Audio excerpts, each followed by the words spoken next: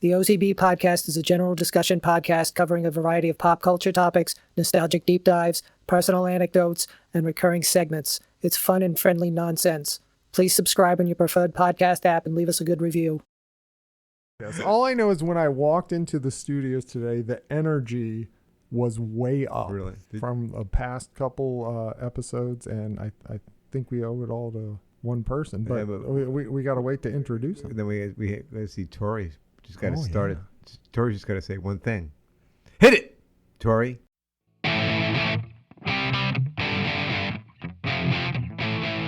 Welcome to the OC Bombers Podcast. And now, here's Neil. Hey, Scotty, how are you? I am excellent and exceptional. How are you doing, buddy? Fantastic. Number 296. 296, and it's going to be a fun one. Woohoo! We got a theme. We got a guest. Neil, what more could people want for free entertainment from a podcast?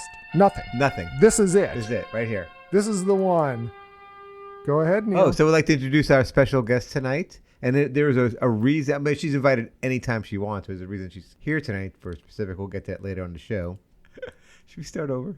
No, keep going. Just roll with it. It's perfection. You just got to get through that door. Let's introduce my lovely wife, Lisa, my partner in time. Hello, Lisa. How are you? Hello. I'm great. How are you guys? Welcome, babe. This is Lisa's fifth appearance on the OC Bombers podcast. Hold off. We're gonna put the jacket get the on. Five Timers Club jacket. Little big. This is so exciting. Lee, remember we got this jacket? We got this jacket in college. Yeah. No, isn't that sweet? How many years ago was that, honey? 44 years ago. Years but the thing, look, she puts it on. She snuggles in. It's nice. You know what? This can't be right. The last time Lisa was on was episode 232 when we did the OCB podcast players of Suits. Is that correct? Wow. Lee, remember we got through Suits? Wow. I do remember, but it was a while ago. It's hard to recall, but I do remember. Well, Neil, besides Lisa being in studio, which is a treat, we have a theme throughout this episode. Last episode, we did breakfast. Right. A lot of breakfast stuff. What is it this week? What are we doing? This week, we're going to talk about Mahjong. As you know, Lisa's a Mahjong maven. Now, is that what they call them these days? I don't know the tiers levels. I don't know what that is. I don't know that I'm a maven. I enjoy playing Mahjong. Anyway, so we'll just talk about Mahjong in between, and I think just you hit age 55 or older, at some point you have to at least try to play this game, just like pickleball. This is true. You have to. It's in the DNA. True. Well, to start us off, Lisa and I, knowing about this thing, knowing how much we love the Hallmark movies, we did watch. Who doesn't love Hallmark movies? We watched the new Hallmark movie, All's Fair in Love and Mahjong. And it is, and I have to say, a big faux pas on our part. We saw that this movie was coming on. We forgot to record it. And it's not on for like another week. I know. Yeah, well, I'm going to give you just a quick overview, and then you'll... Wait, do you think I could guess the plot? Yeah, so Ronnie, who's a devoted school nurse and mother, she's a major transition in life, right? Her kids leaving college, her divorce, and after the deal was, after the kid got out of college, we would had to sell the house. And she doesn't want to leave the house, but she has this love of Mahjong. Right? Who doesn't? Anyway, so she starts teaching Mahjong and meets her friend Ben, who's the interest. The dreamy. I believe that was played by Paul Campbell. Yeah, we're gonna get to that in a second. Okay. Now, one thing I would say that this is what when we watched the show. I first of all, this was 3 out of 5 for Hallmark. I thought it was good. Okay. But one thing I want to say, they kissed probably 20 minutes before the end of the movie. True story, Lee? True. Doesn't that always throw you off? Because you expect to end on it, and when it happens sooner, something. But I mean, they had bad is going to happen. They had the like the awkward, like they were gonna kiss, and then somebody bumped into them. Oh yeah, that's gonna happen. Oh, did that happen? Like, and they smiled. What? Then they kissed, and like, what happened there? But then there was another like arc tragedy they had to get through, and they came together, and then they. There's always the misunderstanding where they're going to separate, and then they realize what's wrong, and then the kiss. And then, of course, there was the side, the second relationship. The friends of the friends met, and they became a happy couple also. Yes, you guys are giving it all away on the podcast. Oh, Really? my All right. Anyway, so let's talk about the characters. Fiona Gubelman, who's Ronnie, she's been in the Hallmark movies 10 times. And listen, I talked to Bud last night Yeah. up there in North Central Pennsylvania. Drink.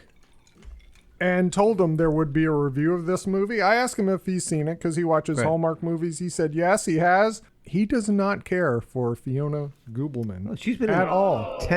10 movies, man. How about Paul Campbell as Ben? That's the one you said. Now, he's been for this 20 plus movies. Oh, yes. As an actor plus writing and producing credits. Man, this guy is Absolutely.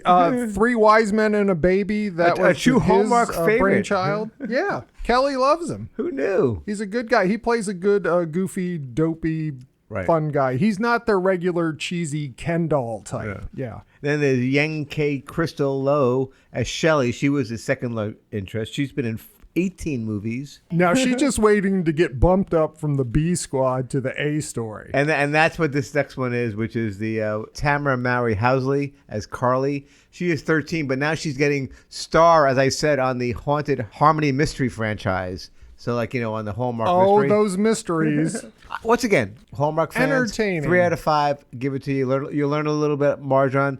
Not as much as we're going to learn from Lisa in a little bit. Was Mahjong depicted appropriately in the movie? Yes, it was. Yes, it was. Because Kelly and I did watch a pickleball movie on Lifetime, Yes. which was a Hallmark ripoff, and they could not play pickleball. It was horrible. No, it was They didn't depicted look good. accurately. Okay. It was. As newbies. But what I did say, Scott, to Neil, is that when she was teaching a lot of people by herself at the same time. And I said to Ooh. Neil, I thought that was really impossible for her to be able to teach Mahjong to that many people at that many tables all by herself at one time.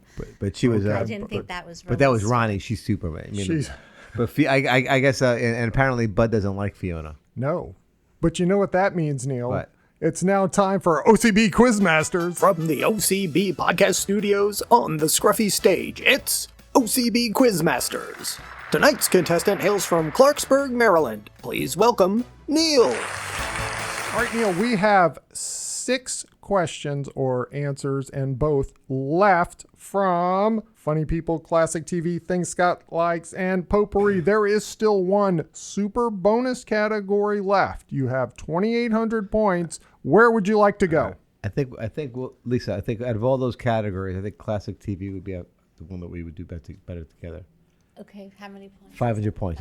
Let's fit it. No, we Not won't- 100, 500? Okay. No, let's go for it. Yeah, I have brain power today. Okay, all right, let's do Oh my it. God, it's crazy. Congratulations, Neil. This is a super bonus category. What am I gonna do? How much would you like to wager? You can wager up to 2,800 points. Does that mean if we get it wrong, we lose 20? That is correct. I think with 2,000. What do you think? We'll put 2,000 in. All right, this is your thing. Go for it. What do you mean my thing? No, it's your, no, it's we're your. we're a team. But okay, all right. Classic TV for 2,000, Neil. How nervous she is. In season 1, Oh, no. episode 11 of The Brady Bunch, Marcia Brady runs for student body president against this boy before eventually conceding to him. Oh, I know the episode. Was it? You know what? It was her brother. I'm like I have 85% confident level. 85% confident level yeah. for 2,000 points. Yes. All right, here we go. We're gonna say who is Greg Brady. Neil, the correct answer is Greg Brady. Congratulations. You're now up to 4,800 points. So, Neil, It broke the family up, Lisa. Don't you remember? Oh, Neil. Whoop, whoop, whoop, whoop. It broke the family up. it did. Partisanship overtakes the household, prompting Mike to step in and lecture the kids about unity. Greg takes this talk very seriously, I couldn't. particularly when campaigning against Marcia, and there were rumors against her. Remember that? Exactly. They were like that she was a slut. That's all I'm going to say. I mean, it was connotations. That didn't come out and say slut in the 70s, but that was the connotations. But Greg rejects those rumors being put out there. Marcia overhears that and says, Greg, you know what? You have integrity. you can take it. So once again, Brady Bunch, 117 episodes. We got that beat. Got that beat. And Marsha Brady had the main storyline in 14 episodes. Oh, really? This made her the child with the most focus on the show. Marsha. Marsha. She was cute. Come on. Hey, a little bonus question for you. The subject was noses. Remember that episode? Who threw the football that hit Marsha in the nose? I think it was Peter. That is correct. Okay. Way to go. Very nice. Wow. And that's Do we get any- OCB do we get money for that? Quizmasters. No. What's that total now, by the way? 4,800. Wow, that's great. 2,800 That's plus fantastic. 2,000. Way to go. You're getting up there, Neil. Remember, you got to get to 13,500. Wow, that's fantastic. What a segue from You know what I would Brady like Bunch. to hear more about now? Mahjong. Mahjong. Yeah, what a good. Mahjong. All right. All right. Which, by the way, when I Miss first Maven, talk to us. heard about Mahjong, Yeah. I was a little disappointed. It has nothing to do with the Kama Sutra in any way. I'm just saying. All right. Well, I play American Mahjong, so I'm going to talk to you about American Mahjong. Do you know what other kinds are there? The American Mahjong is a variation of Chinese Mahjong. Okay. So, American Mahjong is a fascinating social variation of the traditional Chinese game of Mahjong. And it shares the same tiles and basic mechanics of drawing and discarding tiles, but it evolved into a distinct game with its own distinct rules, subculture, and community in the United States. And playing it for the first time the other day, it is nothing like the app I downloaded on my phone. Oh, really? Which irritated me, but There are apps. Lisa plays a good app. I Yeah. play a great app that plays the American Mahjong if you want to know what it is. Yes, I I'm can gonna share have that to with get you. that from Okay. you. So the original game of Mahjong developed in China in the mid to late 19th century. In the early 1920s, an American businessman named Joseph Babcock began to import the game into the United States. What do you say, Babcock? He simplified the rules and created and published a red booklet known as the Little Red Book. okay. I've seen the Little Red Book. But it's not There's red. a lot of stuff in it. That's not the one I'm the thinking Little of? Red Book. I'm Oh, going to my talk to you about goodness. what that is in a few minutes. See, right there. Okay, just okay. Scott, hold your questions to the end, please. No, please, no, interaction. We I'm like gonna talk to you like about the interaction. The card. I'm going to talk to you about the card. That's in a it. few minutes. Yes. The $15 card. Yes. What is that The about? card. Okay. It's a profit scheme. The game became a craze in the United States in the 1920s, but because there were no standardized rules, dozens of localized variations popped up. To standardize the game, a group of women in New York City founded the National Mahjong League in 1937. Standards. We love them. Oh, exactly. This is great. You guys love standards. Exactly. This fits right into the general theme. Yes. The general Yes. theme. They remain the governing body for the American version today. So there are cultural connections. Historically, American Mahjong became deeply intertwined with Jewish American communities, particularly women. In the Yentas. In the mid-20th century, it was a staple of social life in urban apartments, suburban neighborhoods, and summer resorts like the Catskills. Mahjong Now, served... your mom played Mahjong. My mom played Mahjong with all her friends Yeah, every week. My mom did Yeah. not. Up there in the Borscht Belt. Mahjong serves as a powerful community builder passed down through generations. Today, while it still holds those deep cultural roots, its popularity has soared across an incredible broad demographic of players looking for both mental challenge and a lively social outlet. It's tough for me. Mental challenge. Yeah, it is. It's mentally challenging. Not the social part. No, that's easy. I Yeah. So, what makes it different from the Chinese different from the American game? If you were to compare an American Mahjong table and a traditional Chinese table, you would immediately notice a few major structural and rule differences. The National Mahjong League rule card. Oh. That's what you were Is talking that about, okay? Scotty. All right. The defining feature of American Mahjong is the official scorecard issued by the National Mahjong League. So wait, it does change every year? It changes every year. Okay, so this, if I can interject for a second. Yes. Kelly and I played for the first time yesterday at our pickleball play. So it was an hour and a half of Mahjong and then an hour of pickleball. But just learning the rules and seeing everything you need to try to collect your tiles and make. Right. And I was like, this changes every year. Okay, that's crazy. And I'm like, I just want something like poker, where there's 8 hands you're trying to get, and then it's there are so many things. It's crazy. I can't keep up. You may continue, Lisa. Okay. So unlike traditional Mahjong, where winning hands are based on static, classic combinations like runs and triplets, the winning hands in American Mahjong change every year. The National Mahjong League publishes a new card every spring featuring a new alignment of puzzle-like combinations. Players must get to know and memorize the new patterns and completely shift their strategies. The tile set and racks. The standard American set features 152 tiles, which is more than the traditional Chinese set. Joker tiles. The American game introduces 8 Joker tiles, which act as wild cards to help complete the specific combinations. Which we love wild cards. Yeah, we love the wild cards. In anything. We need a wild card. Exactly. Yeah, the Jokers are That's why I'm awesome. here. And then you'll see racks and pushers. Because the tiles are often slightly thinner than the Chinese tiles, we have racks and pushers. These are long racks to hold the tile hands securely. And these racks usually have pusher arms, which help slide the walls that we build of the tiles. We can push the walls out into the center of the table. And then you also have in American Mahjong what's called the Charleston at the beginning of the game. Which it's kind of like you're dancing around trading tiles, We're right? trading tiles, exactly. So before the actual play begins, American Mahjong has a mandatory tile swapping phase called the Charleston. Named after the 1920s dance, this is a fast-paced sequence where players must pass 3 unwanted tiles to their neighbors in a specific order, right, across, left. It allows players to clean up a bad start and to try to line up a strategy based on the current year's card before the game kicks off. When do the new cards come out? You receive them the end of March, beginning of April. Okay.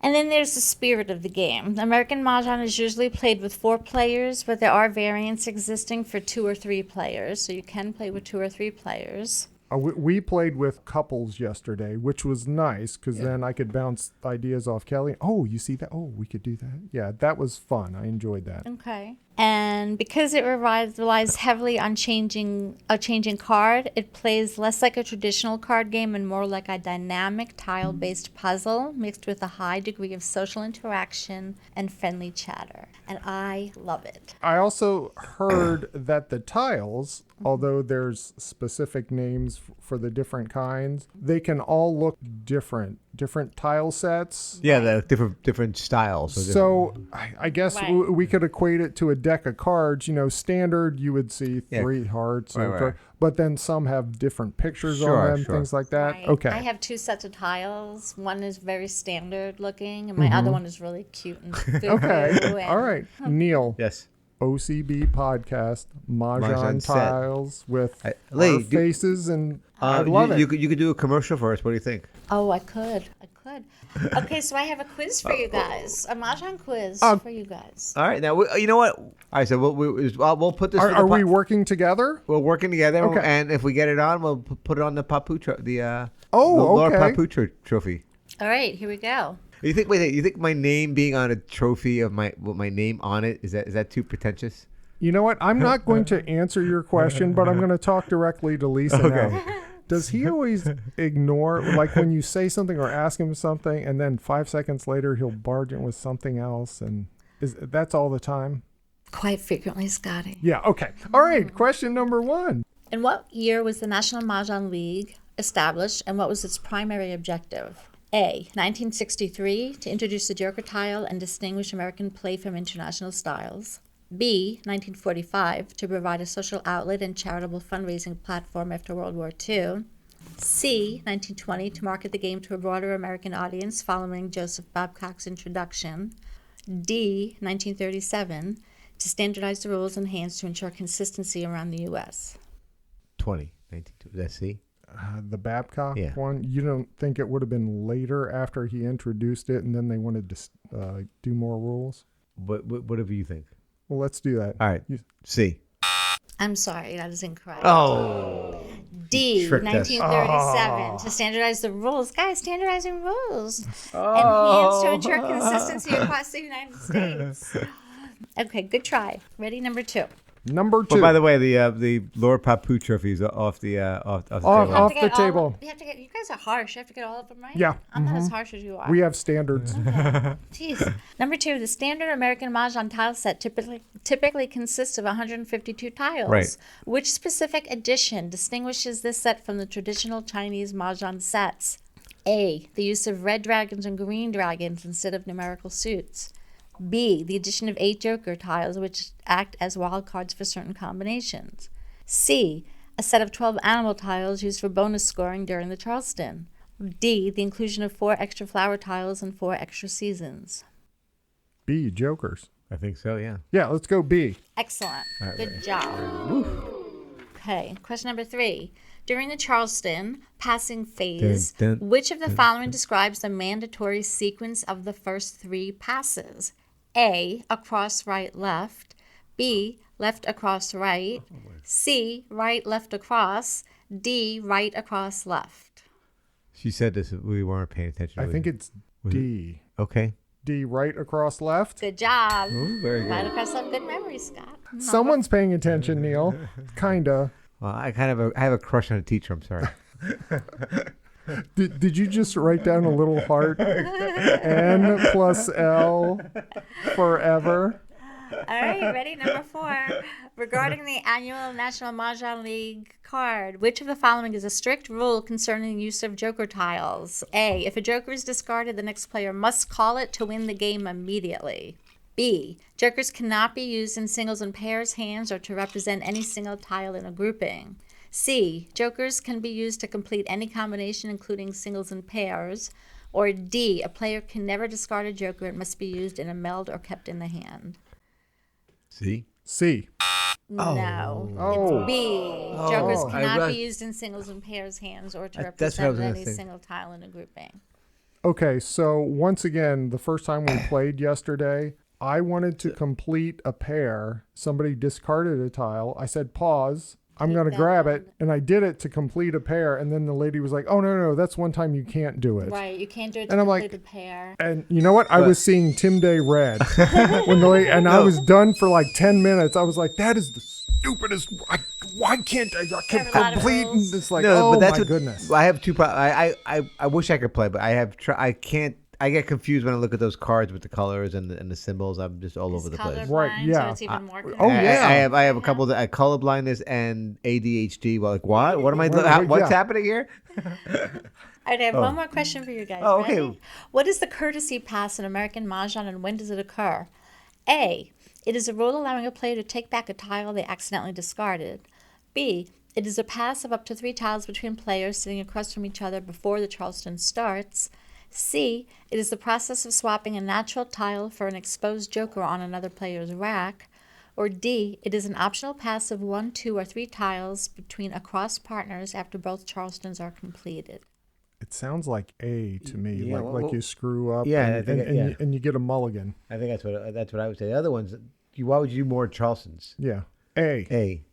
No, Oh. it's actually D. We have so much more to learn about Mahjong. See, these are these little rules, but Neil, 2 out of 5. We're batting 400 on Wow. Mahjong. I think that sounds about right. I think I'll do better on the next quiz. I have a feeling about that. All right, guys. Thank you for letting me share about Mahjong. Thank you. I love Mahjong, and I hope you guys will play. It's a fun game. Let's go to the commercial already. Oh, geez. All right. We're going to go to a commercial, and when we come back, we're going to have more Mahjong fun. Woohoo! Have you been wronged by another person? Were you involved in an auto accident that probably wasn't your fault? The OCB Law Firm is here to help. I suffered some almost legit trauma, and the OCB law firm filled my pockets with cash money. Don't get pushed around.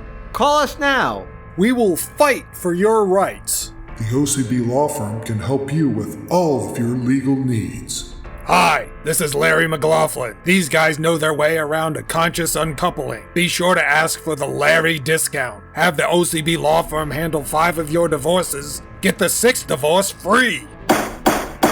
Don't waste your time with other lawyers. They're all shysters and crooks. We only take 86% of the settlement if the judge doesn't throw out the case first. Hi, it's neighbor Jeff here. I was sued by a disgruntled customer over a faulty lawnmower blade, which technically wasn't even my fault. But the OCB law firm fought for me, and I didn't have to pay them a dime. The OCB law firm can help with personal injury, workers' compensation, auto accidents, divorce, and any other unnecessary legal action you can think of. We are ready to help you. Call 1-800-OCB-JUSTICE to get your own justice now. The OCB law firm lawyers are almost licensed members of the bar throughout the tri-state area. Neil, do you think the sale of Mahjong tiles will spike after people listen to this episode? Absolutely. I think Lisa's phone is going to be ringing. People are going to want her to teach them, coach them. I believe so. She just has to figure out a nice fee-based structure. Like Ronnie. Think of Ronnie. And we're back. Welcome back to the OC Bombers podcast. We're available on all of your favorite podcasting apps. Lee, when I do that listen, do you hear that upstairs? I do. Really? It shakes the foundation, Really? Neil. I hear it upstairs. Do you think the neighbors hear it? I don't know. Oh. Maybe. Do you think the neighbors hear your knock-knock jokes? I hope so. You ready? All right, here we go. Hey, Lee. Knock, knock. Who's there? Robin. Robin who? Robin, you now hand over the cash. Oh, good. Just a little assault and battery and robbery, armed robbery. Great. All right. Hey, Lee. Knock, knock. Who's there? It's an extraterrestrial. Extraterrestrial who? What? How many extraterrestrials do you know? Wow. But how about that delivery? That was just... It was good. And Wait, you see the chemistry between us two? it's like Sonny and Cher back in the day. If Lisa was wearing a Bob Mackie dress, it would be complete. And she could just, but she has the hair. She could do the hair wave. Oh, yes, she could. I got you, babe. I got you, babe. Here you go. Hey, let's open up that feedback machine.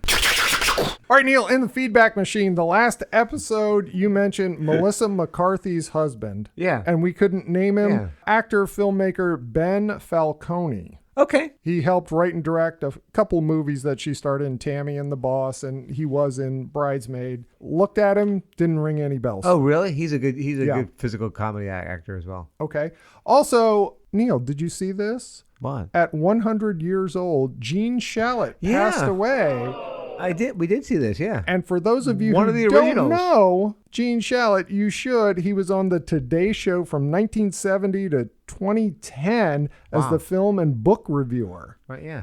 Big handlebar mustache, Yeah, big those, thick glasses, hair, big, small, all over the place, but had a very unique voice too, I thought. Yeah. When I said Gene Shalit, he was 100 years old. Yeah, 100. That's, Crazy. It's great. Good for him. And then also on SpongeBob SquarePants Season 5, on the Bikini Bottom TV show, Okay. the food and film critic, his name was Gene Scallop. Okay.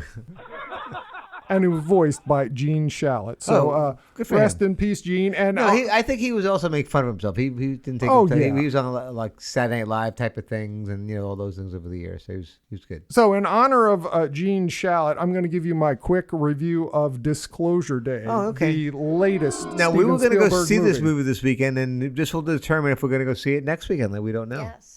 So this is a no spoilers What did you think, thing. Scotty? The King's Speech guy is after the Devil Wears Prada assistant girl, and Prince Charles from The Crown, he's after both of them, and then the friend from the Four Seasons Netflix show, he comes in and kind of says some things too. So that's the basic plot of the movie. Okay, you got that? I understand most of those actors. I give it 1.5 out of 4. Wow. And if you're a Spielberg aficionado, Yeah. I would say don't go to the theater to see this. And if you ask me, should you watch it on streaming? Should I watch it on streaming, Scott? No, I would skip it altogether. Wow. Wow. This is like this. Glad we didn't go. Yeah, Kelly gave it, I think, 2.5 out of 4, but she Well, was she's like, just yeah, it nice. wasn't She's that just great. nice.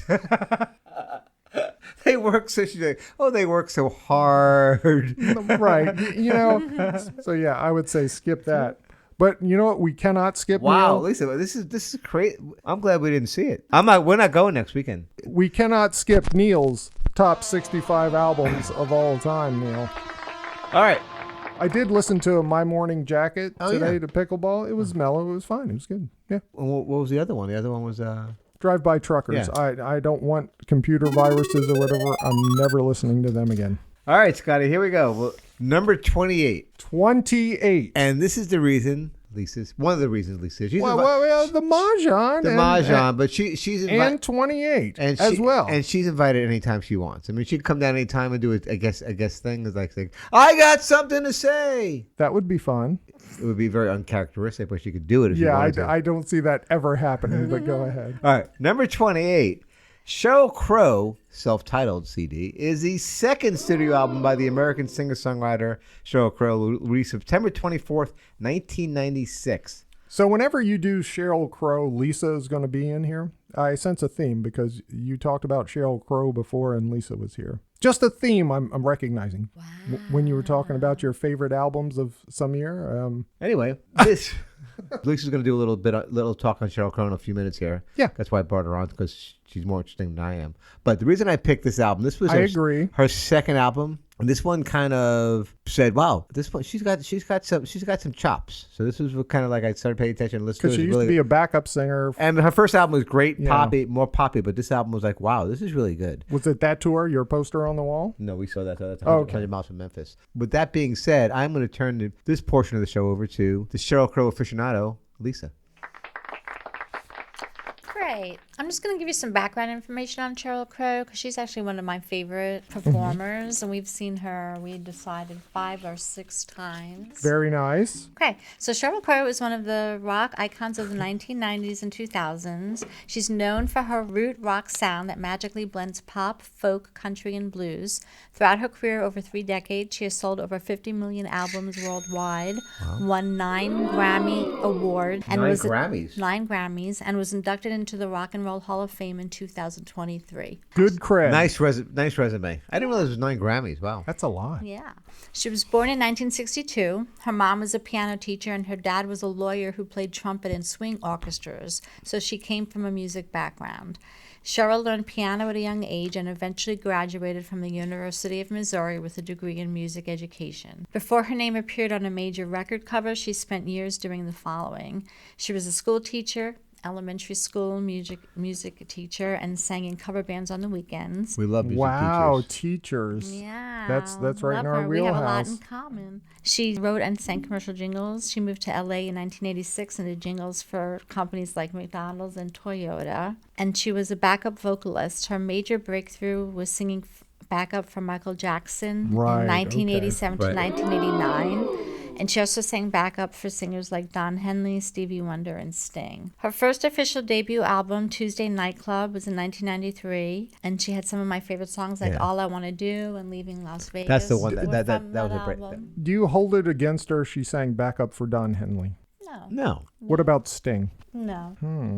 Interesting. He's trying to trap us, Lisa. These are trap questions. I just want to see where the line is. That's all. I don't have a problem with Don Henley. That's my husband. Oh, yeah. Oh, have you heard that? Have you heard he has a big problem with the Eagles? I have. Her second album, Sheryl Crow, which is the one, which is number 28, has another one of my favorite songs. If It Makes You Happy, won Best Rock Album.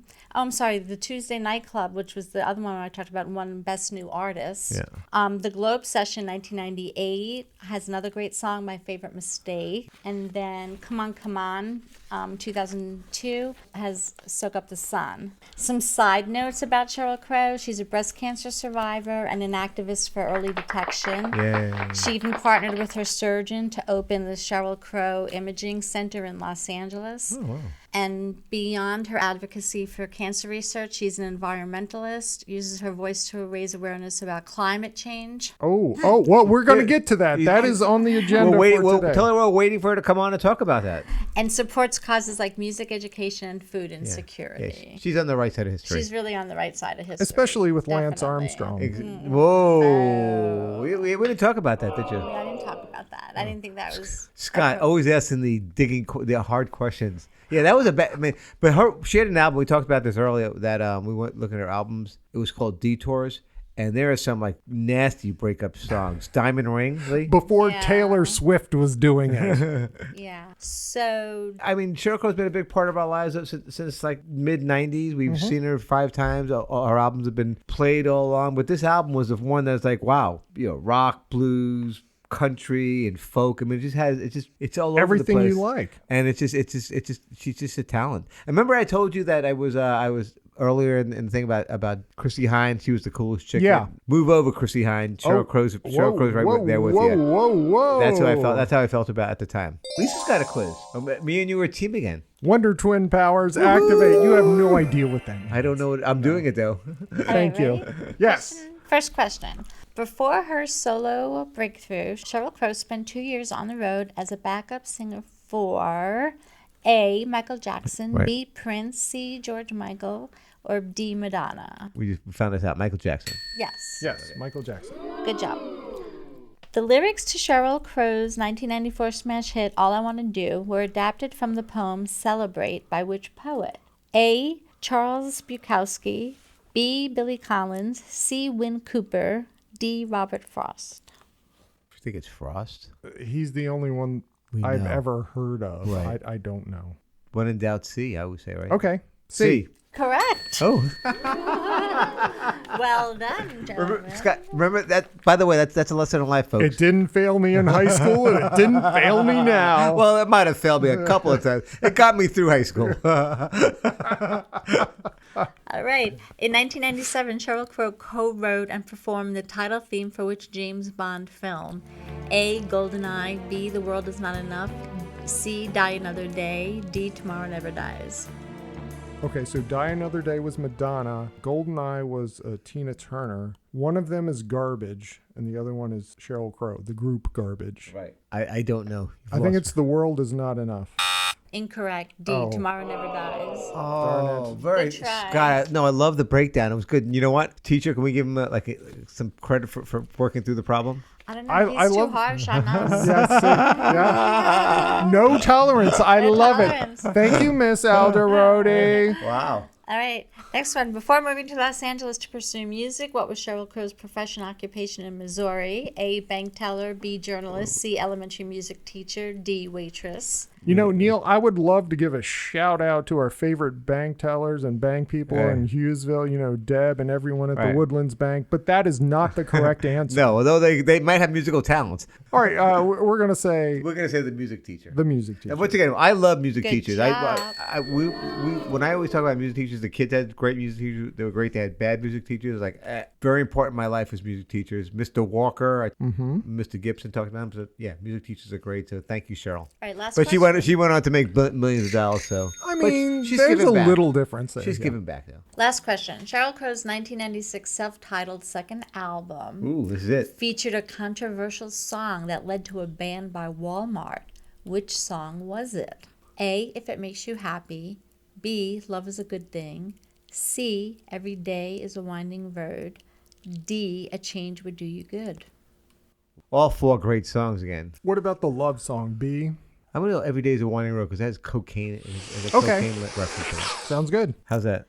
It's actually Love Is a Good Thing. Oh. Walmart objected to the lyric, watch our children as they kill each other with a gun they bought at Walmart, Oh, well. Actually, I do remember that.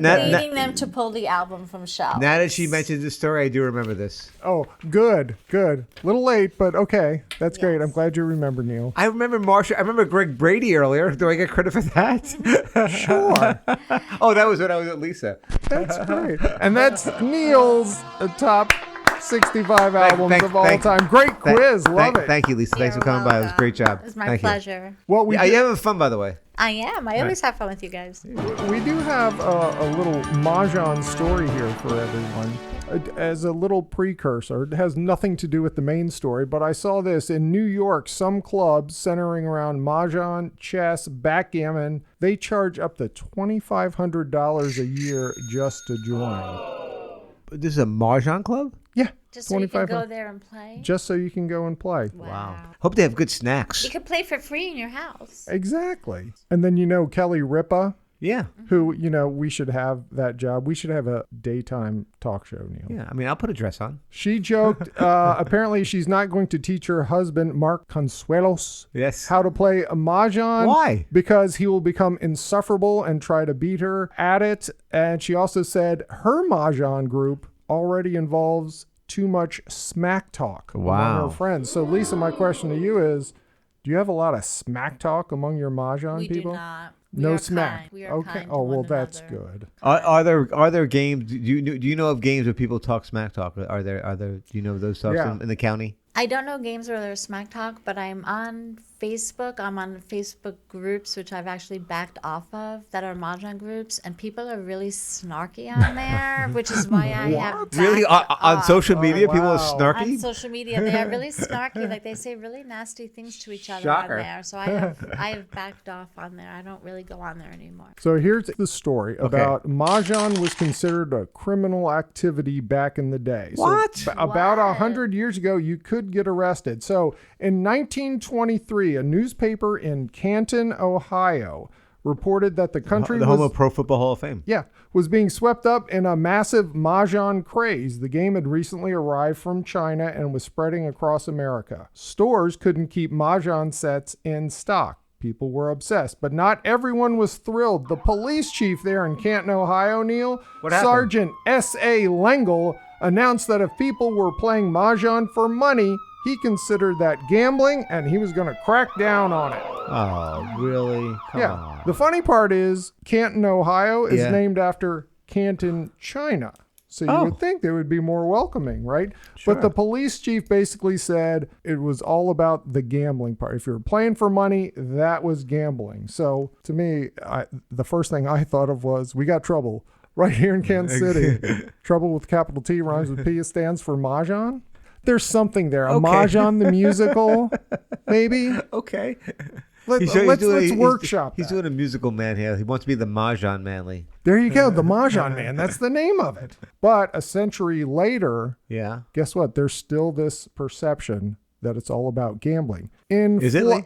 I don't play for money. No, I play twice a week, 2 different games, and we don't. Maybe you should start. No. That would be fun, wouldn't it? No. Well, Neil, down in Florida, shocker, right? Yes, Florida. Police actively investigated a group of elderly women playing Mahjong in a condominium clubhouse.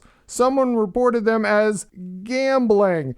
So the police arrived. It was 4 grandmothers. They were playing for tiny amounts of money while sitting next to their swimming pool. The police looked into it and said, you know what? Forget about it. It's such a small amount. No, there's a lot. I mean, that happens. The hands are worth 25 cents or 50 cents. I mean, that's what it is. It's ridiculous. That's ridiculous. And one of the women told the police officer, her neurologist said, I need to play this. It's good exercise for my brain. So over 100 years, perceptions about it growing, changing. I do think your mom plays with money, doesn't she?